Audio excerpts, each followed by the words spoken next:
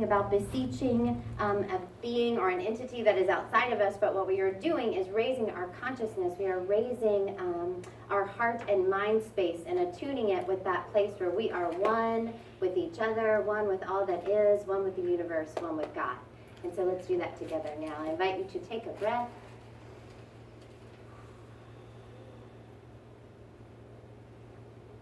I am here for a purpose.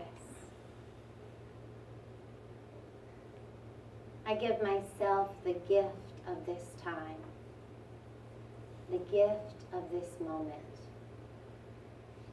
It is my intention to open up my heart and my mind, as I know I will be pointed towards my own wisdom, my own knowing. I recognize that my path is perfect just as it is, that I am perfect in this moment just as I am. I open up and listen. One more breath.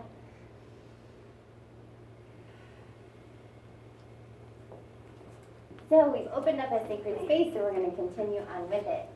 So I have to tell you that world peace to me feels, maybe it feels to all of us, feels really huge, right? And I have shared with many of you that my father was a Green Beret in Vietnam. He was Special Forces in Vietnam. And so by the time I was born, he was just on the cusp of having brain aneurysm, which led to ultimately one thing after another, and his ultimate mental decline. By the time that he passed, he was agoraphobic and would not leave our house. And so I lived with the effects of war from the beginning. From the beginning, it was a part of my life and part of my existence, even though I didn't know what it was. And in fact, this week when I knew I was to talk about world peace, it was about 3 nights ago, and it was 1 a.m., and I was up at 1 a.m., and I could feel, I just felt like I wanted to talk to my dad, especially about this topic. And so I went and I just kind of started typing on the computer, and I wasn't sure if I was going to share it, but I'm going to. I love it when I do this to myself. I'm going to share something super personal. It's going to be so fun. Okay. So this is what happened. Jeez Louise. Fine. Okay, so I just sat down to write to him because I wanted to think about this and to think about talking to you about world peace. I am not certain why I am sitting here at almost 1 a.m. I can feel a pull, and I am choosing to sit at the computer and allow whatever is trying to come to come. May all that needs to go, go. Let all that needs to come, come. Dad, we talked about our communicating after you were no longer here. We talked about collaborating, and I wanted to make myself available, and so I sit and type. It is difficult for me to imagine your journey.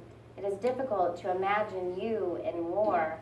Actual war with guns and missions that mandated you to use weapons or for them to be used on you. And yet, war was a reality for you for a time. Before I knew you or you knew me, you were in jungles armed with guns and on guard for attack. Your orders were what? To attack? To kill? To avoid attack? Both, it would seem. This Sunday, I'm to talk about world peace. Who am I to discuss such a weighty topic? What do I have to offer? I did not train for war. I did not sleep in jungles or swim across bodies of water filled with leeches. I was not shot or stabbed. What, Dad, could I possibly say to inspire another or to speak on how to bring about peace? I imagine you must have felt this too. A soldier whose very mission was to kill human beings and or to avoid being killed. You knew war in a way that I hopefully never will. And yet I am tasked with teaching peace. I am still trying to stop the war within me, a war which goes on each day. How can I find peace each day? No, a better question, how can I want for peace each day? There is that in me that wants excitement, wants something more than peace. I know this and judge myself for not being content. Why can't I be content with peace? Why can't peace be enough? It just feels like life is for more than just peace. I feel it is meant for joy, and yet joy so often feels unreachable, too lofty an ambition. What do you think, Dad? Now that you know it all the secrets I spend my life searching for, I want to get it. I want to attain the joy promised in the realization of oneness. Why isn't it just here? Why do I not feel it right now as I type these words? What is it all for? I know you have asked these questions while you were alive. I know you didn't find the answers while you lived. So what am I trying for? Am I hoping somehow I will realize what has eluded millions upon millions of people? Dad, help me to accept this life just as it is. Lydia, just as she is. I don't know the answers. Do you? Can you share them? What am I missing? If you are able, if I am able, please come and explain. Please help me see. I bring this up because we cannot address chaos in the world until we have addressed it in ourselves. That part of me that doesn't want peace. There is that in me that doesn't want it. And I think that there is that in every person that doesn't want it. And it is for us to acknowledge and then not judge or condemn ourselves for that, but recognize it is in all of us. That thing that wants excitement more than anything else. That thing. Let me explain to you one way it manifested for me this week. Christy, look. So Christy has been working with my son Connor. And Connor, as many of you know, has special needs, right? And so this is last year, at the end of last year, Christy did some work with Connor. And one of the things that she did is she gave me an assessment and Keith an assessment and Connor's special needs teacher an assessment and his regular education teacher an assessment. So in other words, we were all given this piece of paper and it says, you know, Connor is likely to wear green on Tuesdays. Yes, no, or maybe, right? So it's just this questionnaire that each one of us was to do so that she could, you know, correlate the answers and all of those things. And so this happened at the end of last year. She did this. And this is a representation of that.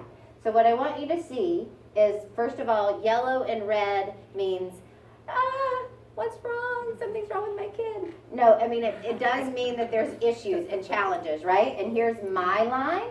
Here's Keith's line. Here's his regular education teacher's line, so the teacher that he had for the whole year, and here's his special needs teacher. So what you will notice is that my colors and Keith's colors and the special needs colors, the answers and the numbers all made sense. They all were in line with one another. And then I want you to see his teacher. It's all green. Hers are all green, which means everything's okay. So I don't know what kid she was assessing, but it wasn't mine, right? So I'll tell you what that's about in a second. So here's the deal. So this is what happened. So Christy gives me this, and Christy says, you know, Christy's a licensed child psychologist. School, we won't even go into it, but she's going to come with me to the meeting. I decide that what I need to do, given this, now that I know who Connor's teacher is for next year, I need to call a meeting. And I need to call a meeting now before school starts to say, hey, everybody, we're not going to do that again. And so that's what I did. And there were several intentions for the meeting, but one of the biggest was this. It was saying, please, please, please, in order for Connor to succeed, we all have to know him. We all have to know who the kid is. So here's what's happening. My ego took this as I'm getting ready. Like the night before, I was talking to Keith's aunt on the phone, and she wanted to know how Connor was doing. And I was like, well, I'll tell you how he's doing. I'll tell you exactly how he's doing. I'm going tomorrow to have a meeting with the teachers at school. And I can even hear myself, and I can, as I'm reading, I'm like, well, let me just tell you what this says. I mean, and then 3 out of the 4 emotions, he couldn't even, and I can feel myself just getting, amped up, and then I'm thinking, and this is my ego. But guess what? It was upset, but it was exciting. It felt good. Like there was something to talk about, right? There was something to think about and, some excitement in life. I wasn't just, watching Jeopardy. Like there was something going on. And so what I realized, so now fast forward, it's the next morning and I am so uncomfortable getting ready for this meeting. And the reason why I'm so uncomfortable is because I am not myself. I have left the building. I can feel that my ego has totally taken over and my righteousness about how right I am about look how right I am. We have a whole graph that shows how right I am, and I'm just getting more and more righteous. And my mother-in-law came in because she was going to watch the kids, and even she could see, like, before I said anything to her, she's like, I think Lydia just needs to take a breath. Because I'm running around getting ready, and I'm like trying on earrings, and I'm all of a sudden it's important, like what I'm wearing, and like in a way that just is ridiculous. And Keith happens to come home for lunch at that time, and all I'm thinking is all these people have to clear out of this room because I have got things to think about. So here's what I want to share with you. There is that in me that was excited about that. Doesn't that sound awful? Like I'm excited because my kid's teacher didn't know him last year. I mean, in truth, it's not me. It's that there is that which is in me that doesn't want peace. It doesn't want my peace. It doesn't want anybody else's peace. It wants to survive, and it wants to attach itself to an identity, and it wants to have a construct of who I am. And it was getting fed because all of a sudden I was having more of an identity. My identity was becoming the woman who had a special needs son who was not being taken care of by the school district. Can you feel that? Right? So my ego identity was being enhanced. Lydia didn't change. Who I truly am has nothing to do with any of those things, but my ego was getting bigger and bigger, and it was getting more and more and more attached, and there was excitement in that. And so the first recognition is that there is that in me that does not want peace. Prayer, meditation, and forgiveness is how we are able to take action for peace. So I think that there's a formula, and the formula goes like this: prayer, meditation, and then forgiveness. The recognition is that when we pray and meditate, what we are doing is aligning our consciousness with the highest place within our hearts and minds. We're aligning our consciousness with that space. And the more often we do that, the less we are giving energy to the ego, the construct of me. The more I recognize the ego, so I had that day, right, of getting ready for the meeting, and I'm definitely in full ego mode. But my becoming aware of the fact that was my ego going on, just that was enough for me to be sitting in the truth of who I really am. And every time I notice my ego, I'm taking power from it. Every single time. Every single time I begin to notice it, I'm feeding the truth of who I am, taking power and energy away from this mental construct that is not me, right? And it becomes easier to do that when we align our hearts and minds with that highest space within us. And so prayer and meditation are important. The next step is forgiveness. Forgiveness of ourselves and of the world. So, 2 quotes. The Dalai Lama said, in order to save the world, we must have a plan, but no plan will work unless we meditate. And I think that is true. For me, the way that I am able to tap into creativity is that I have to meditate first. I have to clear my mind first, and then I tap into wisdom and inspiration. And it is from that space that we are inspired to take action. Here's the thing. I am very guilty as a person who has pretty much dedicated my life to spiritual pursuits. Because I recognize that my work is inner work, and that my journey is about that, I have a tendency not to be an activist. Does that make sense? So because it's true, the way that we handle world peace is we go here and we look at the peace within ourselves, peace with our circumstances, peace with the other people and relationships in our lives. We look here and go here. Well, here's the thing. We also, I believe, are called to take action for peace out in the world as well.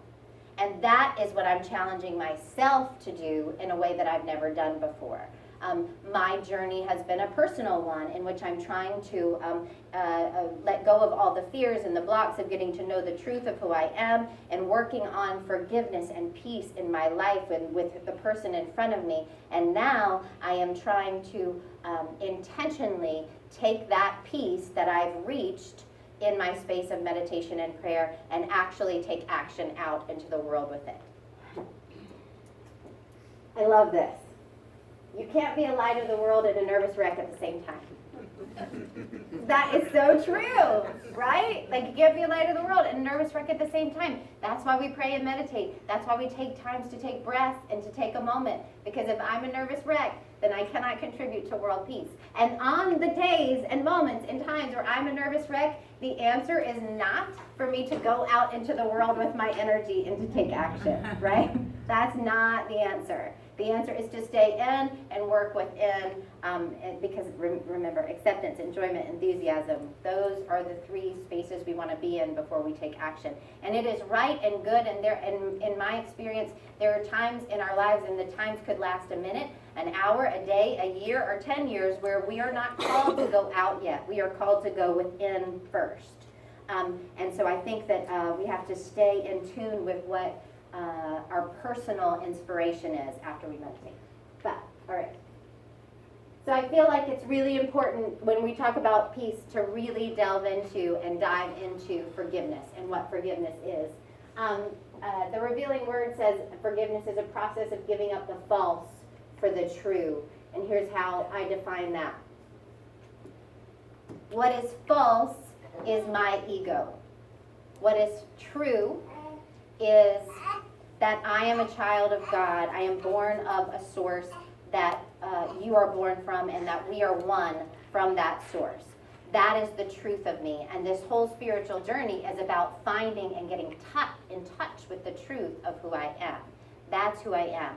So forgiveness is looking at myself or looking at another and recognizing that no matter what is happening, that is a pattern of unconsciousness in them.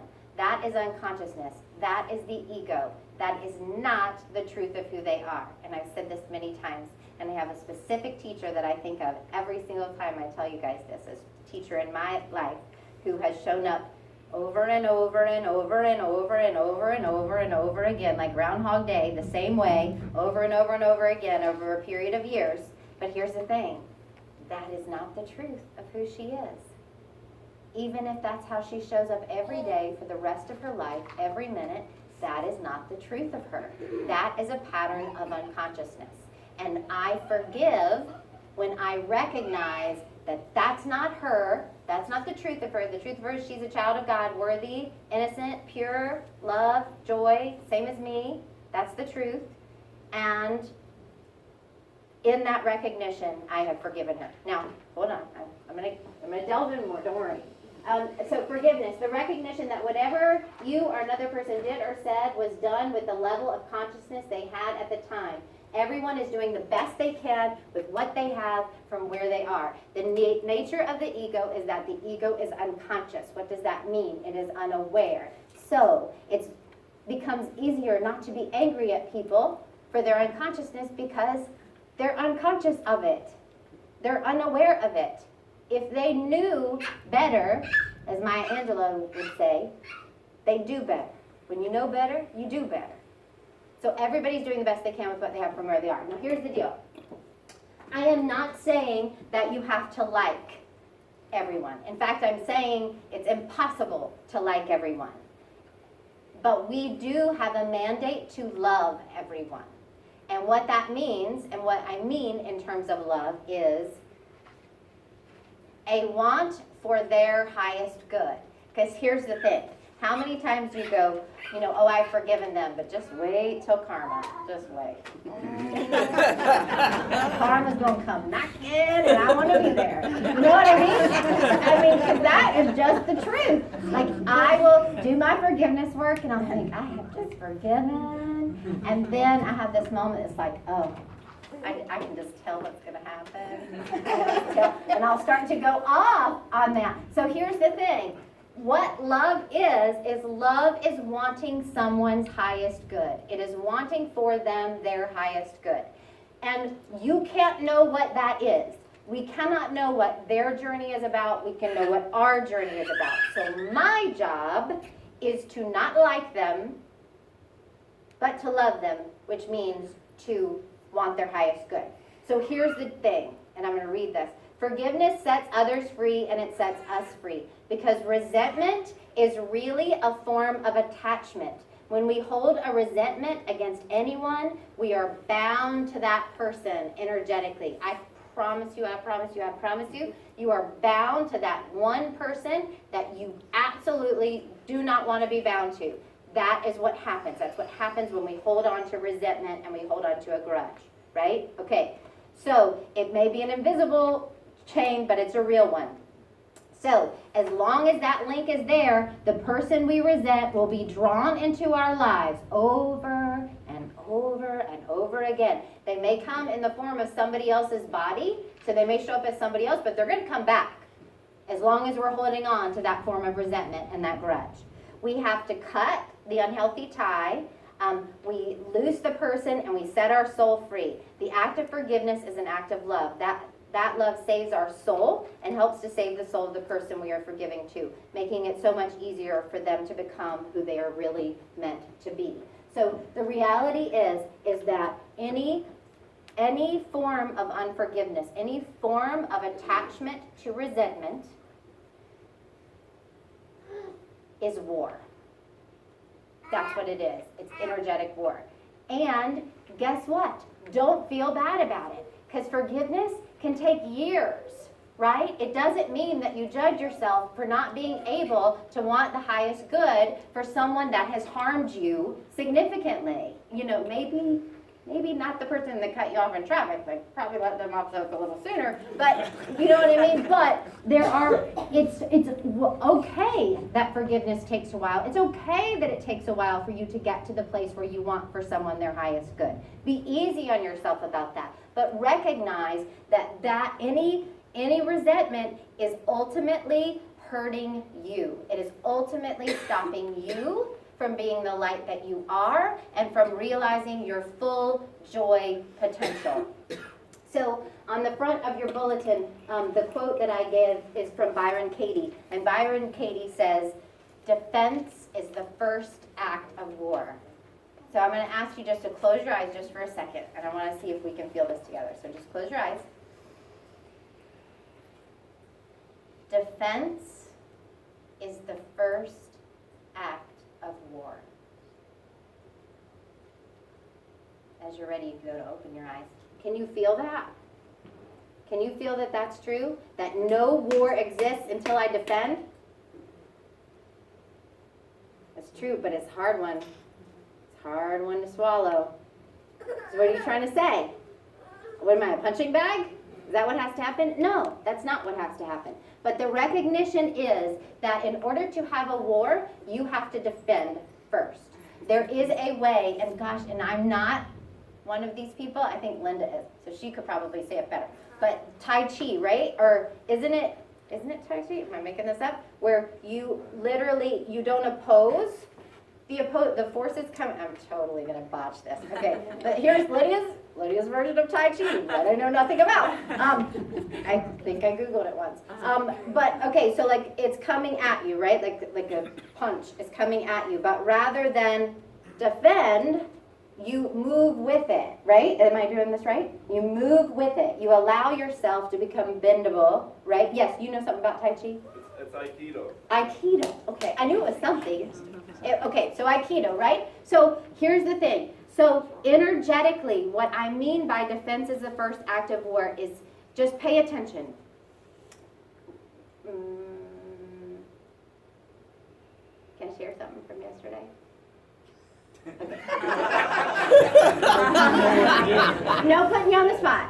Okay, so Keith and I had a moment yesterday, and he had a lot that he was doing, he had a lot on his plate, and I recognized what was going on within me.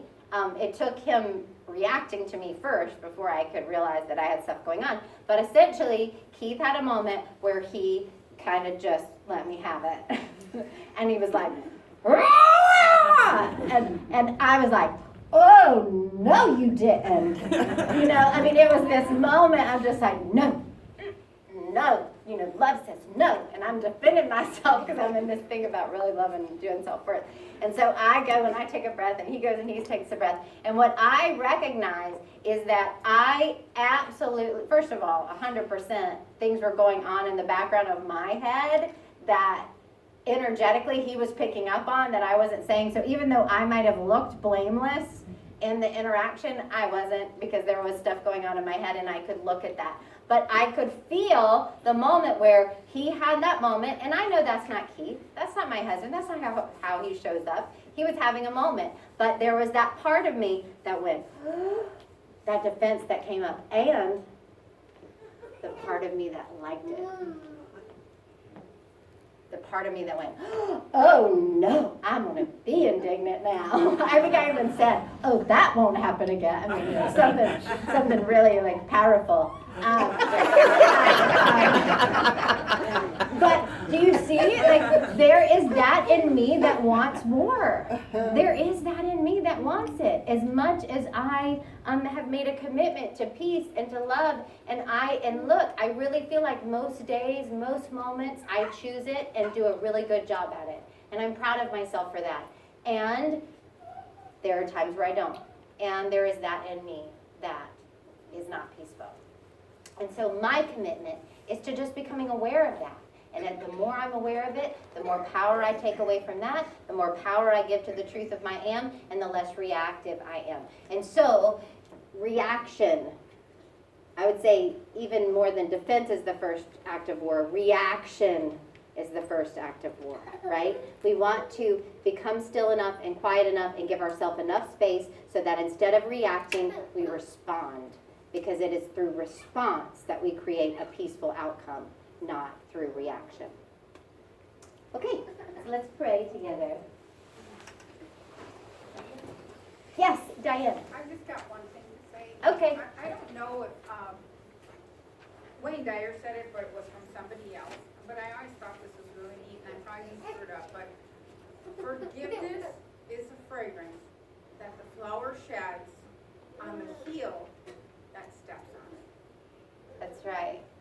So I don't know. Okay, can I tell you a secret about that? And I love this. Here's the thing.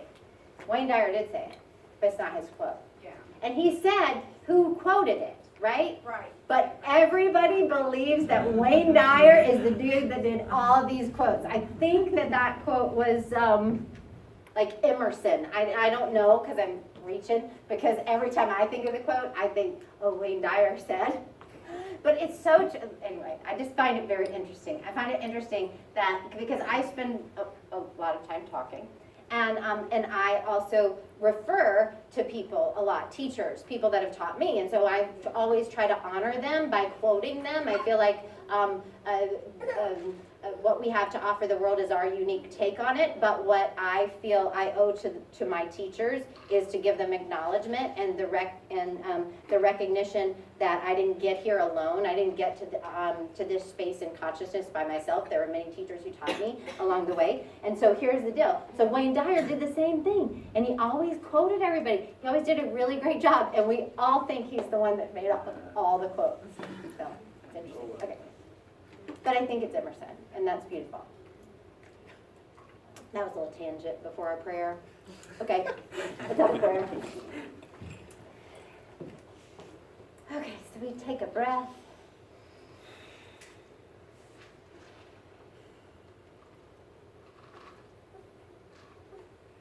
I accept that there is that in me that does not want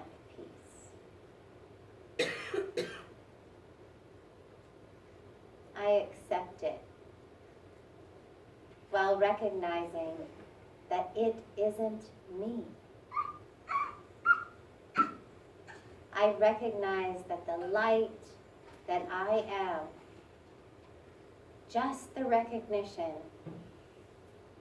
that part of me exists, is enough to heal it. I recognize that I need not be perfect to be worthy that I am worthy of love, worthy of joy, exactly as I am, with all of my flaws,